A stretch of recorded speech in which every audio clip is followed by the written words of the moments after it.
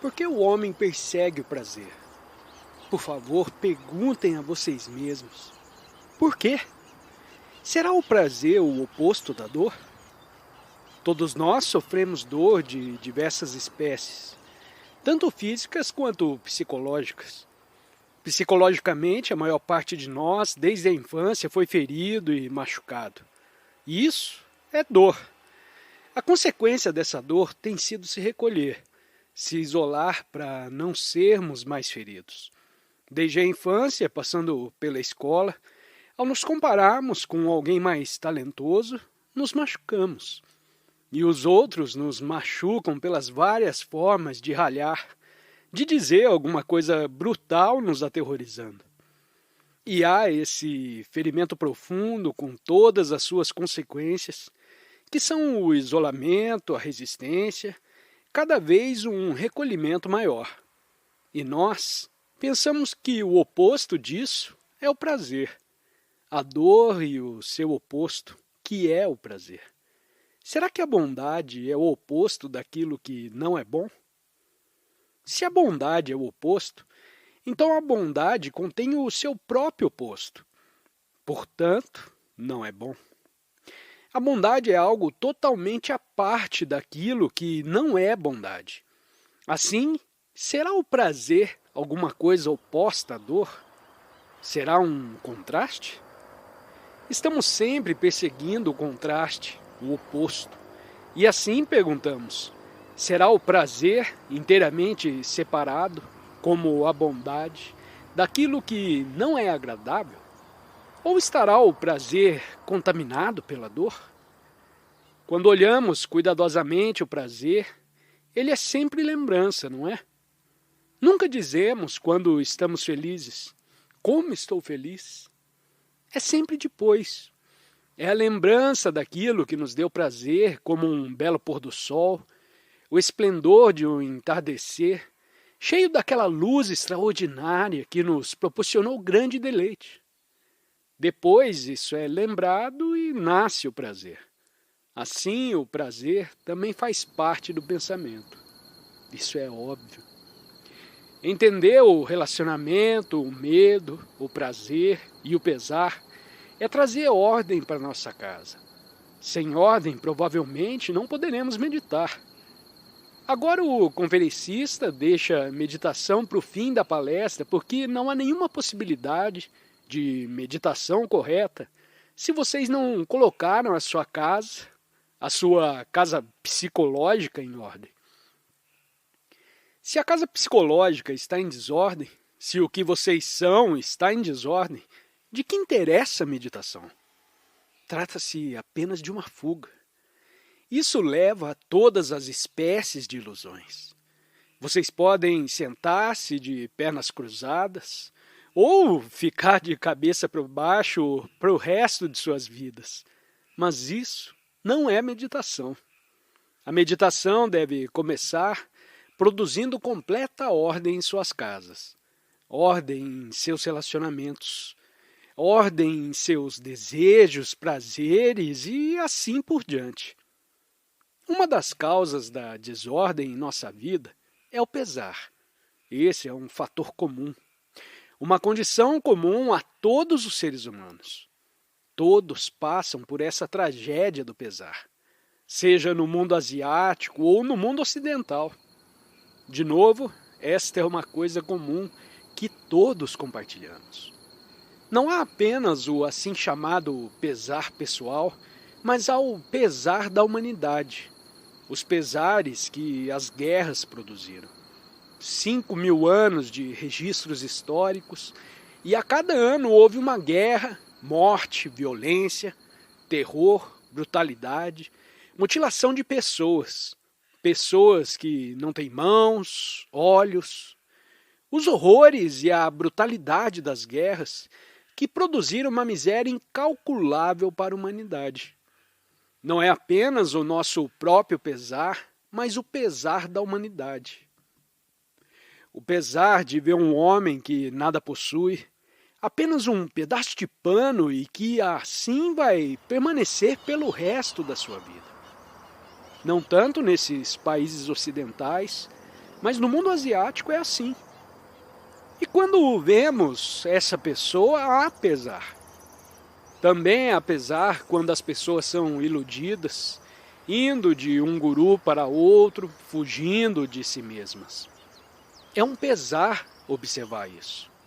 Pessoas inteligentes irem para o Oriente, escreverem livros sobre ele, descobrindo algum guru. Tantos caem nesse contrassenso. Ao pesar que surge quando vemos o que os políticos estão fazendo no mundo, pensando em termos de tribalismo, ao pesar pessoal e à imensa nuvem do pesar da humanidade. O pesar não é uma coisa romântica, sentimental e ilógica. Ele existe. Vivemos com esse pesar desde tempos imemoriais e, aparentemente, não resolvemos esse problema. Quando sofremos, procuramos consolo, o que é uma fuga do fato do pensar. Quando há esse desgosto, vocês tentam todas as formas de passatempo e fuga, mas ele sempre persiste. Aparentemente, a humanidade não o resolveu. E estamos fazendo esta pergunta. É possível ficar livre disso completamente? Não evitando o pesar, não procurando o consolo, não fugindo para alguma teoria fantasiosa. Mas será possível viver com isso? Entendam essas palavras. Viver com isso. Elas não significam deixar que o pesar se torne um hábito. A maioria das pessoas vive com o pesar, com o nacionalismo, que é muito destrutivo. Vivem com as suas próprias conclusões religiosas em separado. Vivem com as suas próprias ideias e ideais fantasiosos, que, ademais, trazem conflito. Assim, vivam com alguma coisa.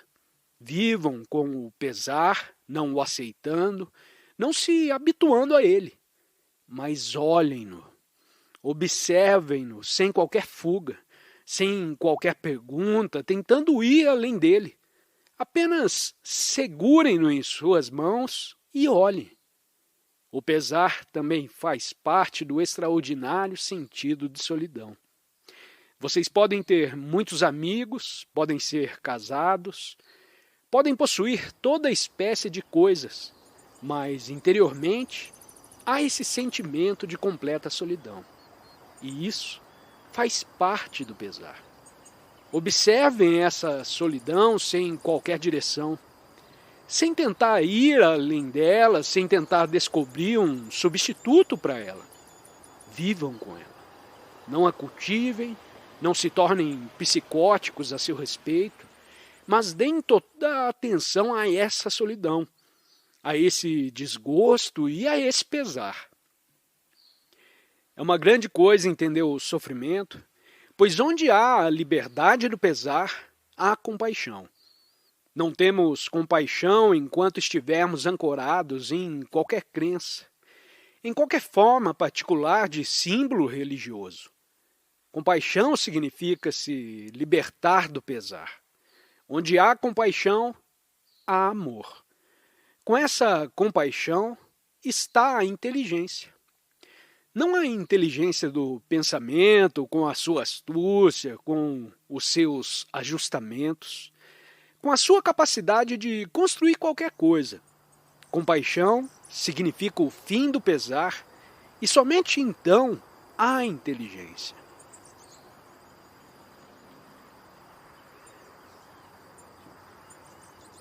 Somos como dois amigos sentados no parque num agradável dia, conversando a respeito da vida, dos nossos problemas, investigando a própria natureza da nossa existência e nos perguntando com seriedade por que a vida tornou-se um problema.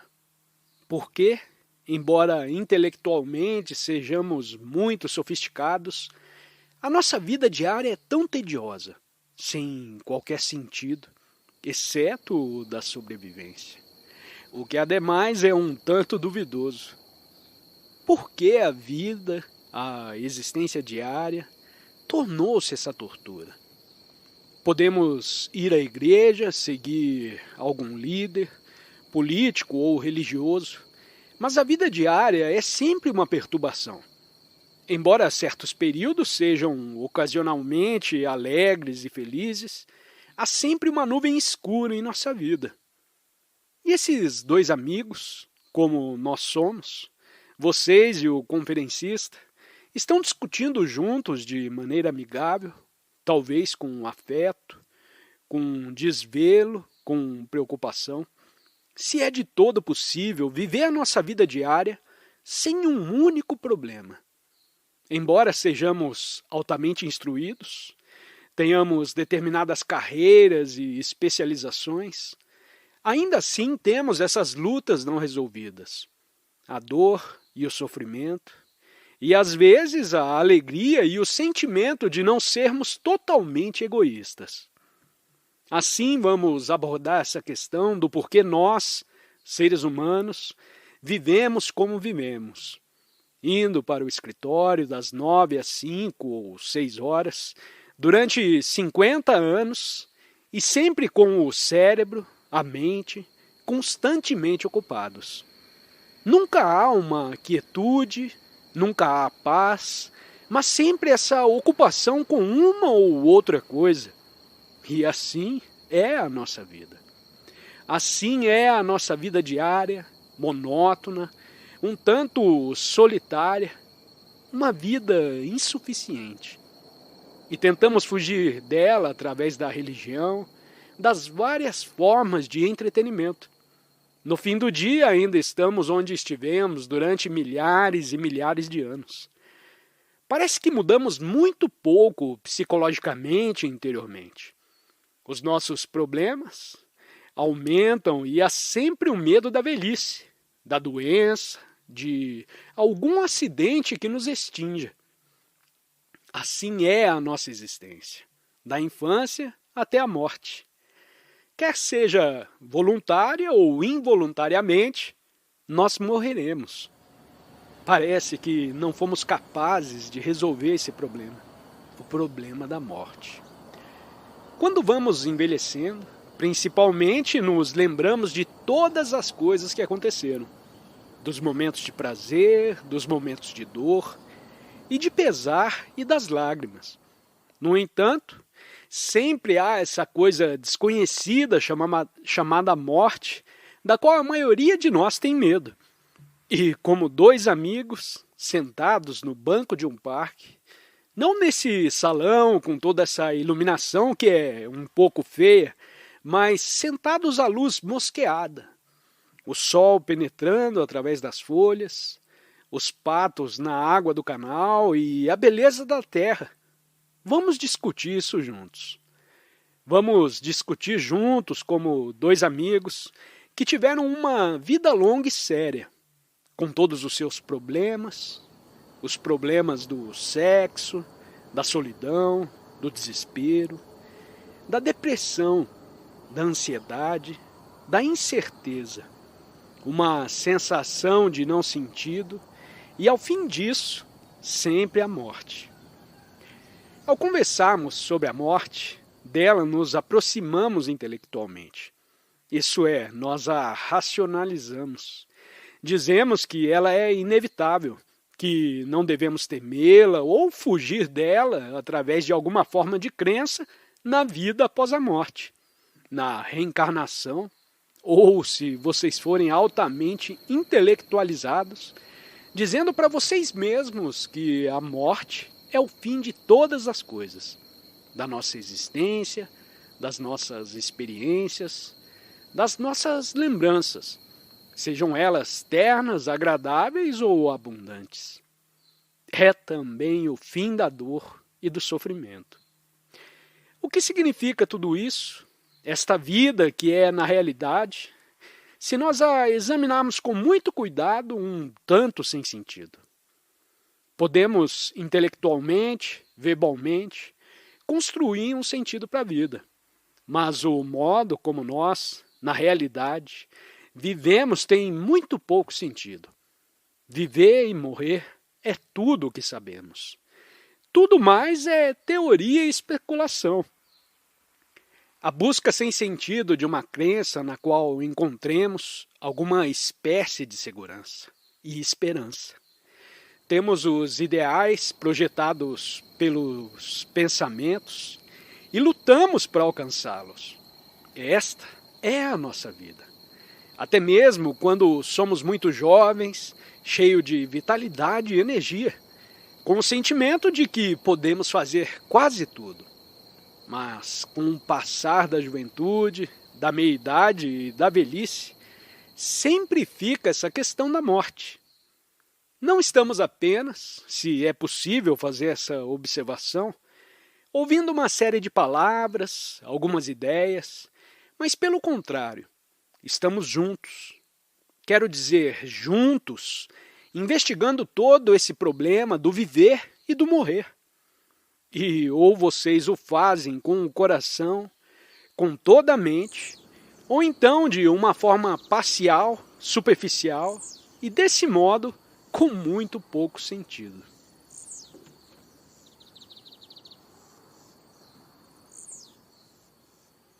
Antes de mais nada, devemos observar que o nosso cérebro nunca age plenamente e completamente. Nós usamos apenas uma pequena parte dele. Essa parte é a atividade do pensamento. Sendo em si uma parte, o pensamento é incompleto. O cérebro funciona numa área muito restrita. Ele depende dos nossos sentidos, que também são limitados e parciais. A totalidade dos sentidos nunca é livre e desperta. Eu não sei se vocês já sentiram, ao olharem alguma coisa com todos os sentidos, ao olharem o mar, os pássaros e o luar sobre um relvado verde. Se já perceberam, se olharam parcialmente ou com todos os sentidos totalmente despertos. Os dois estados são inteiramente diferentes. Quando vocês olham alguma coisa parcialmente, estão fixando mais a atitude centrada, separativa e egoísta do viver. Mas quando vocês olham para o luar sobre a água, que deixa um caminho prateado com todos os sentidos, isso é, com a mente, com o coração, com os nervos, pondo toda a atenção nessa observação, então vocês verão por vocês mesmos que não há nenhum centro do qual esteja observando. O nosso ego, a nossa personalidade, toda a nossa estrutura como indivíduos é inteiramente formada pela memória. Nós somos memória. Por favor, esse é um assunto para investigar. Não o aceitem. Observem-no e ouçam. O conferencista está dizendo que você, o ego, o eu, são todos completamente memória. Não há nenhum lugar ou espaço onde haja claridade. Vocês podem acreditar, ter esperança, ter fé, que haja em vocês alguma coisa incontaminada. Algo que seja Deus, que seja a fagulha do intemporal. Vocês podem acreditar em tudo isso, mas essa crença é apenas ilusória. Todas as crenças são ilusórias. Mas o fato é que toda a nossa existência é inteiramente feita de memória e de lembranças. Não há lugar ou espaço interior que não seja memória. Vocês podem investigar isso. Se estiverem se indagando seriamente, verão que o eu, o ego, é todo memória e lembranças. E essa é a nossa vida. Nós funcionamos, nós vivemos da memória. E para nós, a morte é o fim dessa memória. Estarei falando para mim mesmo ou estamos todos juntos nisso? O conferencista está acostumado a falar ao ar livre, debaixo de árvores ou sobre uma vasta tenda, sem essas luzes ofuscantes. Então, podemos ter uma comunicação íntima uns com os outros? Na realidade, há apenas eu e você conversando juntos. Não essa audiência enorme num vasto salão, mas você e eu sentados às margens de um rio, num banco, discutindo isso juntos. E um diz para o outro: não somos nada além da memória, e é a esta memória que estamos presos. A minha casa, a minha propriedade, a minha experiência, o meu relacionamento, o escritório ou a fábrica para onde eu vou, a arte de que eu gosto, de poder utilizar durante um certo período de tempo. Eu sou tudo isso. A tudo isso o pensamento está ligado. É a isso que chamamos de viver. E essa ligação cria todas as formas de problemas. Quando estamos ligados, há o medo da perda. Estamos ligados porque estamos sozinhos, com uma profunda e permanente solidão, que é sufocante, isoladora e depressiva. E quanto mais estamos ligados a outra pessoa, o que ademais é memória, pois o outro é uma memória, mas problemas existem. Estou ligado ao nome, à forma. Minha existência é a ligação a essas memórias que eu reuni durante a minha vida. Onde há ligação, observo que há corrupção. Quando estou ligado a uma crença, na esperança de que nessa ligação haja uma certa segurança, tanto psicológica quanto fisicamente, essa ligação impede um exame maior. E tenho medo de examinar quando estou fortemente ligado a alguma coisa, a uma pessoa, a uma ideia, a uma experiência. Assim, onde há ligação, existe corrupção. Toda a nossa vida é um movimento dentro do campo do conhecido. Isso é óbvio. A morte significa o fim do conhecido. Significa o fim do organismo físico. O fim de toda memória que sou eu, pois eu nada mais sou do que memória, sendo a memória o conhecido. E eu estou com medo de deixar tudo isso e ir-se, o que significa a morte. Acho que isso está completamente claro, pelo menos verbalmente. Intelectualmente podemos aceitar isso de modo lógico e sensato. Isso é um fato. O mundo asiático acredita na reencarnação. Isso é, que a alma, o ego, o eu, que é um feixe de memórias, renascerá mais uma vez para uma vida melhor, se eles se comportarem corretamente agora. Se conduzirem corretamente, se levarem uma vida sem violência, sem cobiça e assim por diante. Então, na próxima reencarnação, eles terão uma vida melhor, uma posição melhor. Mas a crença na reencarnação é apenas uma crença. Mas uma crença é apenas uma crença. Porque os que possuem esta forte crença não vivem uma vida correta hoje. É apenas uma ideia de que a próxima vida será maravilhosa. Eles dizem que a qualidade da próxima vida deve corresponder à qualidade da vida atual. Mas a vida atual é tão torturante, tão exigente, tão complexa, que eles esquecem a crença e lutam, se iludem, tornam-se hipócritas e aceitam toda forma de vulgaridade. Essa é uma resposta à morte. Acreditar na outra vida. Mas o que é que irá reencarnar? O que é que irá continuar? O que é que tem continuidade na nossa vida atual? É a lembrança das experiências de ontem, dos prazeres, dos medos, das ansiedades. E isso continuará a vida toda, a menos que rompamos e nos afastemos dessa corrente.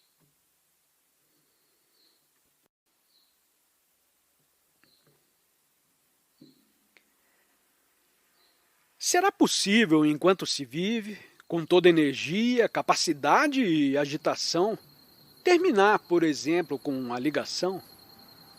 Porque é isso que vai acontecer quando vocês morrerem. Vocês podem estar ligados à sua esposa ou ao seu marido, à sua pobreza. Podem estar ligados a alguma crença num Deus o que é apenas um projeto ou uma invenção do pensamento. Mas vocês estão ligados porque há um certo sentimento de segurança, por mais ilusória que possa parecer. A morte significa o fim dessa ligação.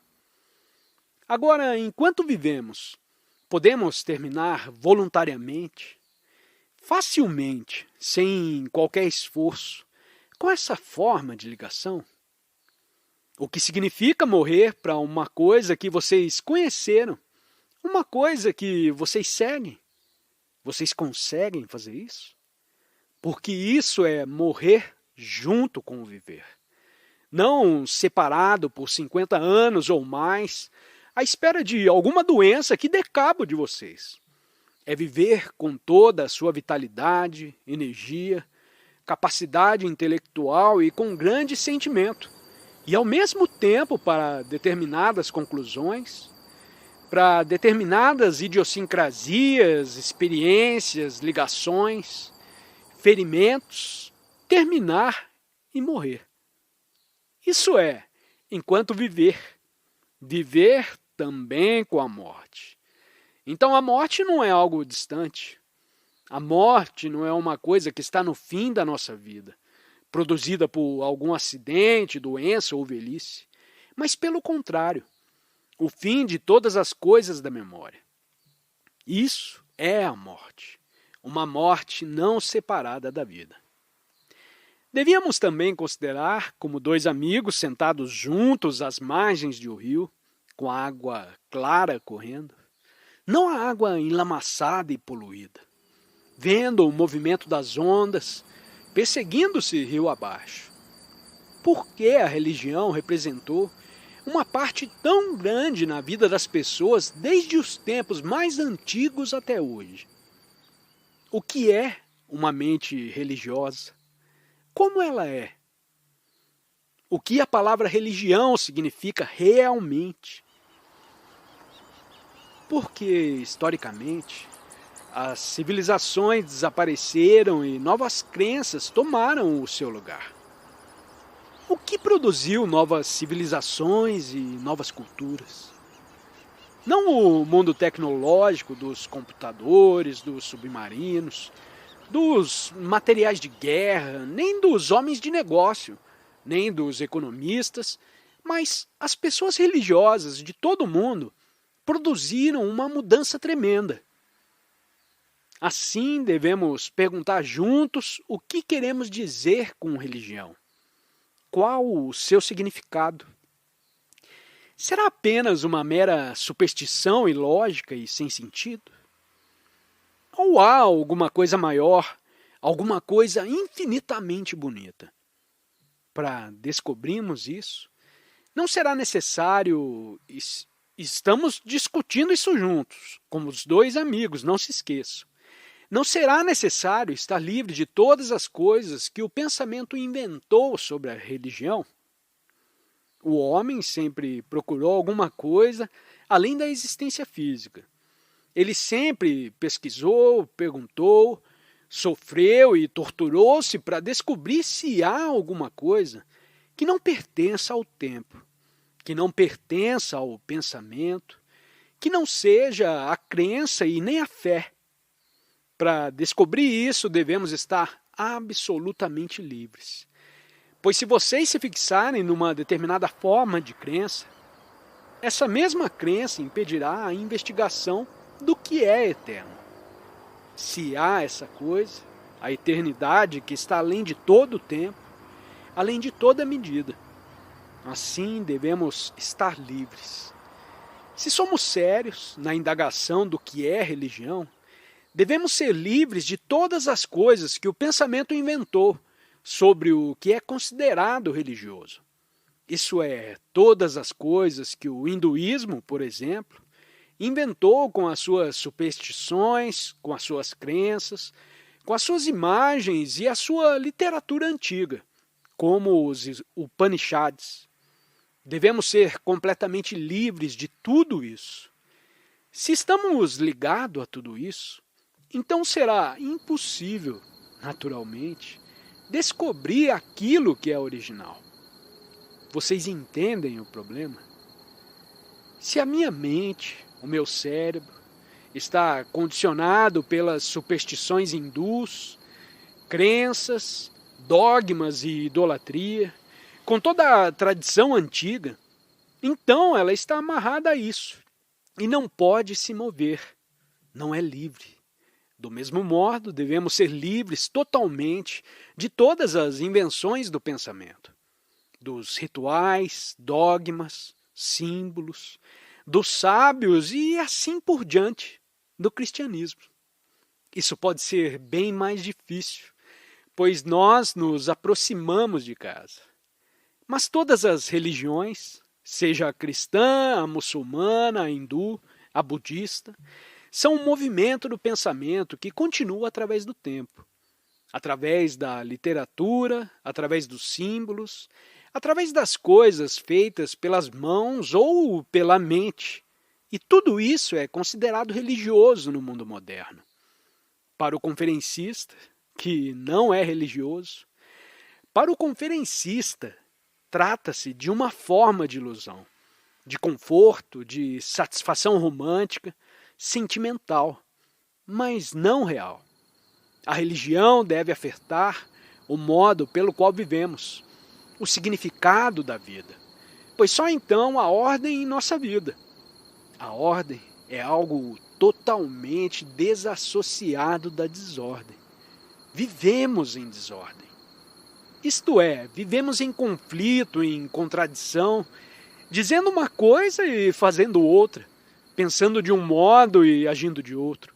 Isso é contradição. Onde há contradição, que é divisão, deve haver desordem. E uma mente religiosa está completamente sem desordem. Esse é o fundamento de uma vida religiosa. Não todo o contrassenso que está acontecendo com os gurus e suas idiotices. É extraordinário como muitos gurus vieram ver o conferencista. Alguns porque pensam que eu os ataco. Eles querem me persuadir a não atacar. Dizem que o que você está dizendo e o que você está vivendo são a verdade absoluta. Mas não é para nós. Porque precisamos ajudar essas pessoas que não estão tão adiantadas quanto você. Vejam um jogo que eles fazem. Vocês entendem? Assim imaginamos porque alguns ocidentais vão à Índia, seguem esses gurus e se iniciam, seja lá o que isso significa. Vestem roupas diferentes e pensam que são muito religiosos. Mas retirem-lhe as roupas, detenham-nos e indaguem-nos, e eles são exatamente como você e eu. Assim a ideia de ir para algum lugar para encontrar esclarecimento, de mudar o nome para algum nome sânscrito, parece estranhamente absurda e romântica sem qualquer realidade. Mas milhares de pessoas estão fazendo isso. Provavelmente trata-se de uma forma de diversão sem muito sentido. O conferencista não está atacando. Por favor, vamos entender isso. Não estamos atacando nada. Estamos apenas observando. Observando o absurdo da mente humana, como somos pegos facilmente. Somos tão ingênuos.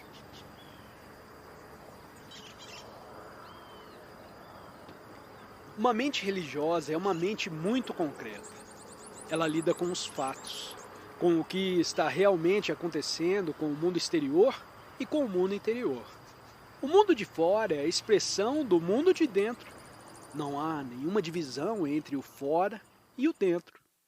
Uma vida religiosa é uma vida de ordem e diligência.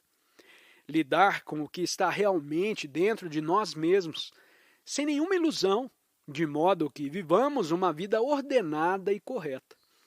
Quando isso é estabelecido inabalavelmente, então começamos a indagar o que é a meditação. Talvez essa palavra não existisse no mundo ocidental, no seu uso atual, até há cerca de 30 anos atrás, mais ou menos. Os gurus orientais trouxeram-na para cá. A meditação tibetana, a meditação zen, a meditação hindu, A meditação particular de um determinado guru, a meditação yogi, sentar-se na postura de pernas cruzadas, respirar, tudo isso que vocês sabem, tudo isso é chamado de meditação. Não estamos denegrindo as pessoas que fazem isso. Estamos apenas observando como a meditação se tornou absurda. O mundo cristão acredita na contemplação. Eles se entregam à vontade divina, à graça e assim por diante. Acontece o mesmo no mundo asiático. Apenas eles usam palavras diferentes, em sânscrito, mas é a mesma coisa. O homem procurando alguma espécie de segurança duradoura, de felicidade, de paz, e não a encontrando sobre a terra, na esperança de que ela exista em algum lugar, a procura desesperada de alguma coisa imperecível, a busca do homem pelo tempo incomensurável. Assim devíamos indagar juntos, profundamente, o que é a meditação e se existe algo sagrado, santo. Não aquilo que o pensamento criou como sendo santo. Isso não é santo. O que o pensamento cria não é santo, pois está baseado no conhecimento. E como pode qualquer coisa que o pensamento invente, sendo incompleta, ser sagrada? Mas em todo o mundo adoramos aquilo que o pensamento inventou. Não há nenhum sistema, nenhuma prática, além da clareza de percepção de uma mente livre para observar. Uma mente que não possui nenhuma direção e nenhuma escolha. A maior parte dos sistemas de meditação tem o problema de controlarem o pensamento. A maior parte da meditação, seja zen, hindu, budista, cristã, ou a do último guru da moda, tenta controlar o pensamento. Pelo controle, você centraliza, traz toda a sua energia para um determinado ponto. Isso é concentração, o que significa que há um controlador diferente do controlado. O controlador é o pensamento, a memória, e aquilo que ele controla ainda é pensamento, que está vagando. Dessa forma, há conflito. Você está sentado, quieto, silenciosamente, e o pensamento vaga. Você é como um escolar a olhar para fora da janela e o professor diz: não olhe para fora da janela, concentre-se no seu livro. Nós temos que aprender o fato de que o controlador é o controlado.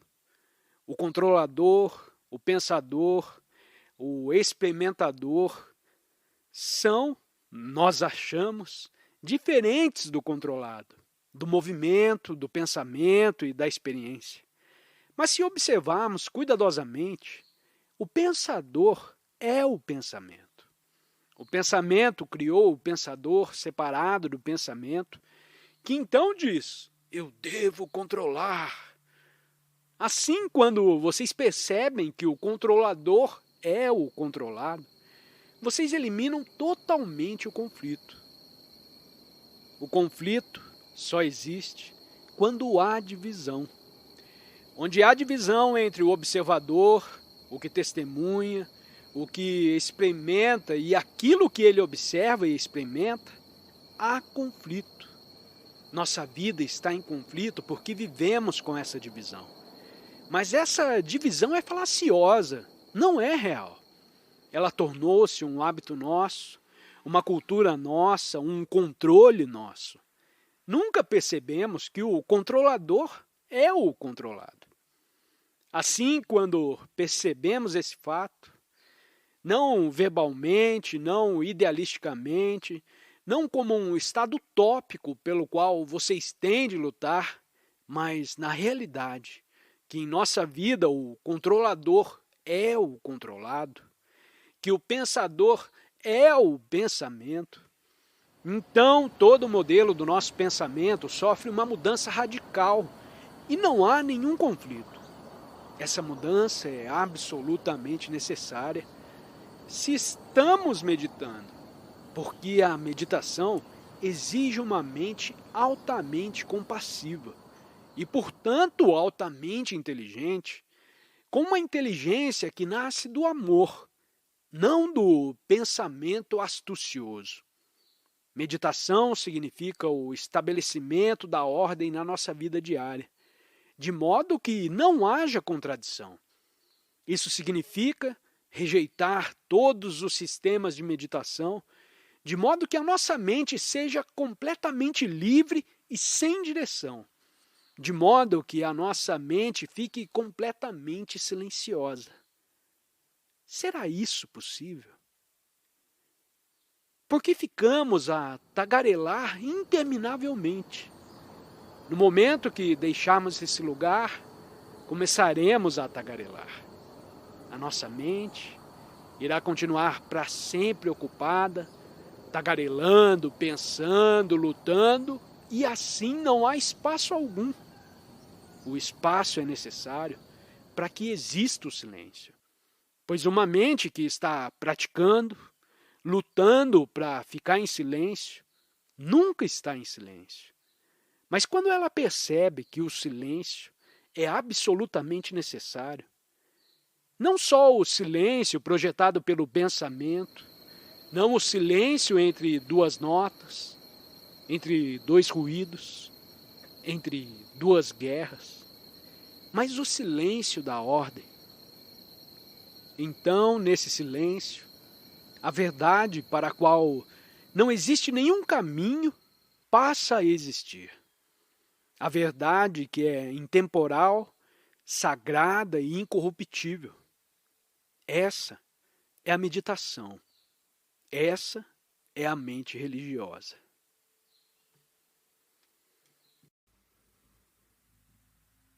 Obrigado por mergulhar nas profundezas da sabedoria com Krishnamurti. Se deseja continuar essa jornada, confira os 2 vídeos destacados aí na sua tela. Desafie sua mente. Compartilhe suas visões nos comentários e não se esqueça de se inscrever para receber mais conteúdo. Até a próxima jornada de conhecimento.